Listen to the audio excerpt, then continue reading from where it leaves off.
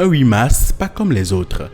Échange houleux entre activistes et féministes sur la question de l'égalité au travail et sans violence. Friedrich Ebert Stiftung, en collaboration avec le réseau des femmes syndicalistes, a réuni un nombre important de femmes autour d'un panel de discussion.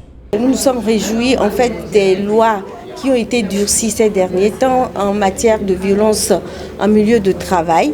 Mais il reste beaucoup de choses à faire parce que la Convention 190 qui n'a pas été encore ratifiée par notre pays et c'est important que ce soit ratifié pour que désormais spécifiquement en milieu de travail, on ait les coudées franches lorsqu'on finit par faire de la dénonciation. Parce qu'aujourd'hui, c'est juste des textes de loi qui ont été votés pour protéger la femme de façon générale. Donc en milieu de travail, on a déploré le fait que cette convention ne soit pas encore ratifiée.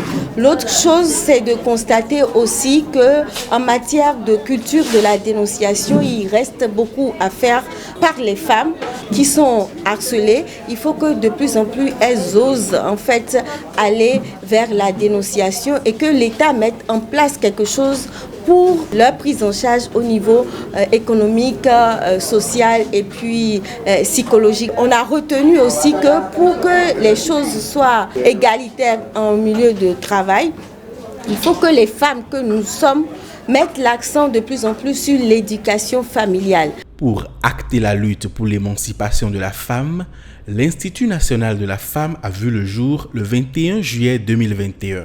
Depuis sa création, l'organisme peine à s'affirmer face aux nombreuses violences basées sur le genre. C'est avec beaucoup d'engouement que nous avons accueilli l'idée de la création de l'INF, en plus de toute la communication qu'il y a eu autour des capacités et des moyens qui seront mis à disposition de l'INF pour qu'elle fasse le travail que les ONG font avec beaucoup de difficultés.